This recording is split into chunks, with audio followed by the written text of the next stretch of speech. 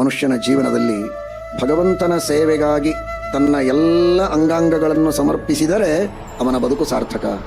ಇಲ್ಲದೇ ಇದ್ದರೆ ಭಾರಪರಂ ಪಟ್ಟ ಕಿರೀಟ ಜುಷ್ಟಂ ಅಪ್ಯುತ್ತಮಾಂಗಂ ನನಮಿನ್ ಮುಕುಂದಂ ಶಾಪವು ಕರವು ನೋಕುರು ತಸ್ಸ ಪರ್ಯಾಂ ಹರೇರ್ಲ ಸತ್ಕಾಂಚನ ಕಂಕಣವ್ವ.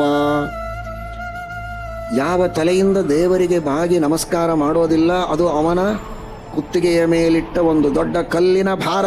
ಅದು ತಲೆಯೇ ಅಲ್ಲ ಅಂತಾರೆ. ಭಾರೀ ಕಿರೀಟವನ್ನು ಹಾಕಿಕೊಂಡು ಸಿಂಹಾಸನದ ಮೇಲೆ ಕುಳಿತು ಮೆರೀತಾ ಇರಬಹುದು, ಆ ತಲೆಯಿಂದ ಬಾಗಿ ದೇವರಿಗೆ ನಮಸ್ಕಾರ ಮಾಡಿದ್ದಿಲ್ಲ ಅಂದರೆ ಅದು ತಲೆಯೇ ಅಲ್ಲ, ಅದು ಕಲ್ಲದು. ನಾನು ಮಹಾರಾಜ ಚಕ್ರವರ್ತಿ ಶ್ರೀಮಂತ ಅಂತನ್ನುವ ಆ ಅಮಲಿನಲ್ಲಿ ದೇವರನ್ನ ಮರೆತರೆ, ದೇವರ ಪೂಜೆಯನ್ನು ಮಾಡದೇ ಇದ್ರೆ ಅದು ಹೆಣದ ಕೈ ಇದ್ದಂತೆ. ಬೇಕಾದಷ್ಟು ಆಭರಣಗಳನ್ನು ಹಾಕಿಕೊಂಡಿರಬಹುದು, ಅದು ಹೆಣಕ್ಕೆ ಹಾಕಿದ ಆಭರಣ. ಹಣ ಇದ್ದ ಮಾತ್ರಕ್ಕೆ ನೀನು ದೊಡ್ಡವನಲ್ಲ. ದೇವರ ಪ್ರತಿಮೆಗಳನ್ನು ನೋಡದೇ ಇದ್ದ ಕಣ್ಣುಗಳು ನವಿಲುಗರೆಯ ಕಣ್ಣಿದ್ದ ಹಾಗೆ. ನವಿಲುಗರೆಯ ಕಣ್ಣಿನಿಂದ ಏನಾಗುತ್ತೆ, ನೋಡ್ಲಿಕ್ಕೆ ಬರುತ್ತಾ? ಸುಮ್ಮನೆ ಕಣ್ಣಿದ್ದ ಹಾಗೆ ಕಾಣಿಸುತ್ತೆ, ಕೆಲಸಕ್ಕೆ ಬಾರದ ಕಣ್ಣದು. ಆ ರೀತಿ ಅವನ ಕಣ್ಣು ಇದ್ದು ವ್ಯರ್ಥ ಅಂತ. ಏನು ನೋಡಬೇಕು ಅದನ್ನು ನೋಡಲಿಲ್ಲ ಅಂದರೆ ಯಾಕೆ ಬೇಕು ಕಣ್ಣು? ಪರಮಾತ್ಮನ ಮಂದಿರಗಳಿಗೆ ಹೋಗದೇ ಇರುವಂತಹ ಕಾಲುಗಳು ಕಟ್ಟಿಗೆಯಿಂದ ಮಾಡಿದ ಕಾಲುಗಳಿದ್ದಂತೆ.